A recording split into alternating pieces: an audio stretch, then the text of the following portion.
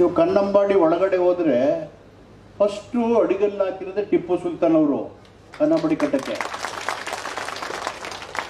ಏನೋ ಗುರುಗಳೇ ನೋಡಿದಿರ ನೀವು ಕುಮಾರು ನೋಡಿದಿರಲ್ಲ, ಫಸ್ಟ್ ಹಾಕೋರು ಧೈರ್ಯನೇ ಇಲ್ಲ ಹೇಳಕ್ಕೆ ಅದನ್ನ. ಯಾಕೆಂದರೆ ಅಂಬೇಡ್ಕರ್ ಹೇಳಿದ್ರೆ ಯಾರಿಗೆ ಚರಿತ್ರೆ ಗೊತ್ತಿಲ್ವೋ ಅವರು ಚರಿತ್ರೆ ನಿರ್ಮಾಣ ಮಾಡೋಕ್ಕಾಗಲ್ಲ. ಈ ಕಡೆ ಟಿಪ್ಪು ಅವ್ರಿಗೆ ಮಸೀದಿ ಇತ್ತು, ಆ ಕಡೆ ಶ್ರೀರಂಗಪಟ್ಟಣ ದೇವಸ್ಥಾನ ಇದೆ. ಈ ಕಡೆ ಅಲ್ಲವೋ ಅಕ್ಬರ್ ಅಂತಾರೆ, ಈ ಕಡೆ ಗಂಟೆನೂ ಹೊಡಿತದೆ. ಎರಡೂ ಕೇಳ್ಕೊಂಡಿದ್ರಲ್ಲ ಅವರು, ಎರಡೂ ಸಮಚಿತ್ತದಲ್ಲಿ ಇದ್ರಲ್ಲ. ಅವ್ರು ಮಾಡಿದ್ದೇನು, ದೇವದಾಸಿ ಪದ್ಧತಿಯನ್ನು ರದ್ದು ಮಾಡಿದ್ರು. ದೇವದಾಸಿ ಪದ್ಧತಿಗೆ ದೂಕೋದು ಯಾರನ್ನ? ಯಾವ ಶೋಷಿತ ಸಮುದಾಯದ ಮಹಿಳೆಯರು ಆರ್ಥಿಕ, ಶೈಕ್ಷಣಿಕ, ಔದ್ಯೋಗಿಕ ಅವಕಾಶಗಳಲ್ಲಿ ವಂಚಿತರಾಗಿದ್ದಾರೆ, ಬದುಕಿಗೆ ಒದ್ದಾಡ್ತಾ ಇದ್ದಾರೆ. ಆ ಕಾಲದಲ್ಲೇ ಟಿಪ್ಪು ಸುಲ್ತಾನ್ ರದ್ದು ಮಾಡಿದ್ರು ದೇವದಾಸಿ ಪದ್ಧತಿಯನ್ನು.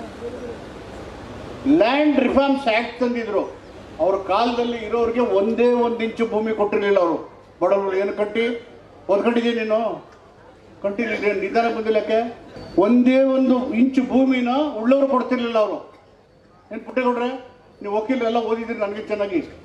ಆಮೇಲೆ ಇನ್ನೇನು ಮಾಡಿದ್ರು ಅವರು, ಇಡೀ ಭಾರತ ದೇಶಕ್ಕೆ ಸಿರಿಕಲ್ಚರ್ನ ತಂದವರೇ ಅವರು ಟಿಪ್ಪು ಸುಲ್ತಾನ್.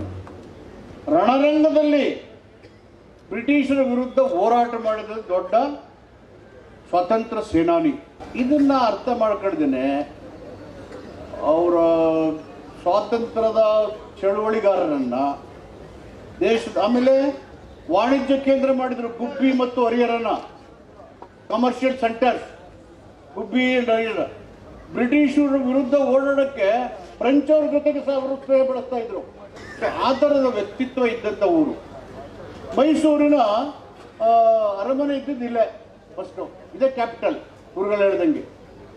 ಹೀಗಾಗಿ ಇಂಥ ನೆಲದಲ್ಲಿ ಬಂಡಿ ಸಿದ್ದೇಗೌಡರು, ನಮ್ಮ ಅಮ್ಮವರು ವಿಜಯಲಕ್ಷ್ಮಿ ಬಂಡಿ ಸಿದ್ದೇಗೌಡರು, ನಮ್ಮ ಬಾಬು, ಇವರೆಲ್ಲ ನಮಗೆ ಹತ್ರ ಕುಟುಂಬದ ಸದಸ್ಯರಿದ್ದಂಗೆ.